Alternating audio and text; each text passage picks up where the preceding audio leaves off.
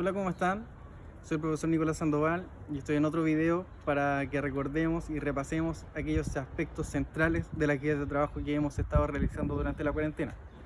Esta vez nos toca hablar sobre la civilización europea y su conformación a partir de tres tradiciones distintas.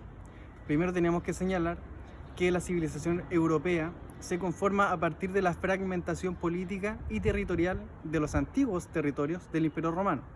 El Imperio Romano, que estaba dividido en dos, Imperio de Oriente y Imperio de Occidente, fue fragmentado políticamente gracias a la acción de los bárbaros, que se fueron asentando de a poco en el territorio, en las fronteras, hasta fragmentar desde adentro a todo el imperio. ¿Qué provocó esto? Que todo el territorio, que era parte de un solo imperio, el Imperio de Occidente, ahora estaba fragmentado en pequeños reinos más pequeños, a cargo ahora de los bárbaros y de los pueblos germánicos. La cultura, la civilización europea se conformó a partir de tres tradiciones. ¿Qué es una tradición? Una tradición es un conjunto de costumbres o una costumbre que es traspasada de generación en generación hasta que se hace parte de nuestra cultura en el presente. En ese sentido, tradiciones que conformaron la civilización europea luego de la fragmentación del Imperio Romano fueron la tradición greco-romana, la tradición germana y la tradición judeo-cristiana.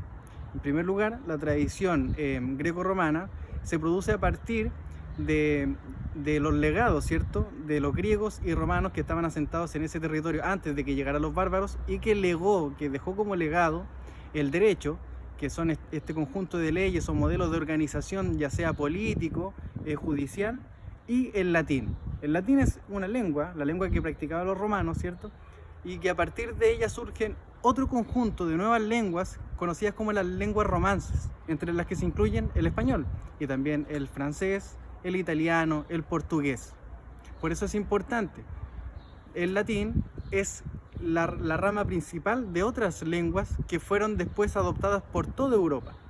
Entonces, la tradición greco-romana, sus principales legados son el derecho y el latín.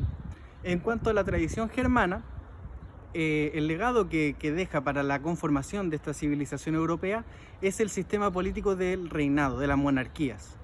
Los poderes, el principal poder político está en cargo siempre de un rey, ¿cierto?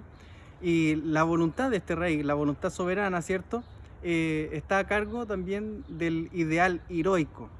En este tiempo, ser un héroe, ser un buen guerrero era un aspecto importante para los europeos y principalmente para los bárbaros, para los germanos. Entonces esta idea, ¿cierto?, de ser un héroe y de participar de buena forma en la guerra es parte también de la cultura y de la conformación de la tradición germana dentro de la civilización europea. Entonces la tradición germana, ¿qué es lo que deja, qué es lo que lega para esta cultura, para esta civilización que están haciendo? En primer lugar, una organización política basada en los reyes y el ideal heroico y la guerra como forma de solucionar conflictos y ganar territorios. En último lugar está la tradición judeo-cristiana. ¿Por qué se llama judeo-cristiana y no solamente cristiana? Bueno, porque a partir de las comunidades judías, ¿cierto?, a las cuales pertenecía Jesucristo de Nazaret, por ejemplo, es que se va creando todo un sistema religioso que se va multiplicando, ¿cierto?, por todo el territorio europeo a partir de que el Imperio Romano adopta el cristianismo como religión oficial. ¿Y qué significa esto? Que se empieza a masificar por todos los territorios europeos tanto un sistema de credos o de creencias y una escritura sagrada, que continúa hasta hoy incluso acá en Chile, la Biblia. Entonces, las tres tradiciones que conforman principalmente a la civilización europea es la tradición greco-romana, la tradición germana y la tradición judeo-cristiana. ¿Qué es lo que viene a aglutinar todas estas tradiciones y les da una fortaleza? Va a ser la Iglesia Católica. ¿Por qué? Porque la Iglesia Católica va a ser capaz o va a tener el deber para poder mantenerse como una figura religiosa importante dentro del territorio europeo, se va a sentir con el deber de evangelizar a cada uno de estos reinos que empezaron a surgir a partir de la caída del Imperio Romano. Recordemos, cómo se cayó el Imperio Romano, cómo se fragmentó en pequeños reinos ahora que son germánicos, la Iglesia va a tener el deber de evangelizar a cada uno de sus reinos. ¿Y cómo lo va a hacer? con los miembros de su iglesia, con el clero, con aquellas personas que son parte de las autoridades políticas de la iglesia y que van a ser los principales ayudantes, por, digámoslo de alguna manera, de los reyes. Figura política y religiosa importante de la época para esta conformación de la sociedad y el rol de la iglesia va a ser el Papa. El Papa para la sociedad de la época era concebido como un representante de Dios en la tierra, sucesor de Pedro, apóstol de Jesús. Entonces el Papa mantenía una influencia sobre los reinos europeos que se habían conformado luego de la fragmentación del Imperio Romano, e incluso su rol se concebía en cuanto a la aprobación o desaprobación de los nuevos reinos que iban emergiendo, de los nuevos reyes, mejor dicho, que iban emergiendo en estos pequeños reinos. Entonces, si un rey tenía el favor del Papa, a la vez tenía el favor de Dios.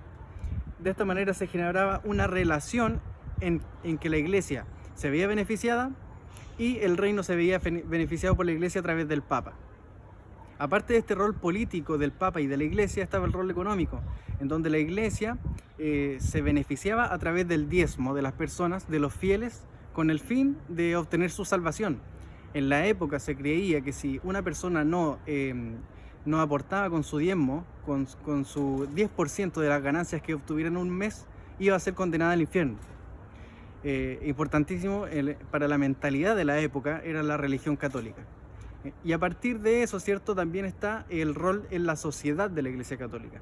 En esa época la sociedad era muy desigual, en donde había un sector de la sociedad muy privilegiado, en donde estaba el rey y su familia real, la corte, la nobleza y los miembros de la iglesia, y de ahí para abajo todos los demás miembros de la sociedad, desde los comerciantes hasta las personas más pobres. La iglesia concebía que este orden social era un orden divino, que el orden social era desigual porque Dios así lo quiso.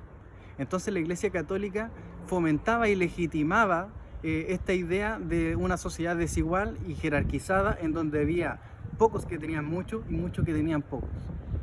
Espero que este video les sea útil y sea más fácil de entender aquellos contenidos que hemos trabajado durante estas guías.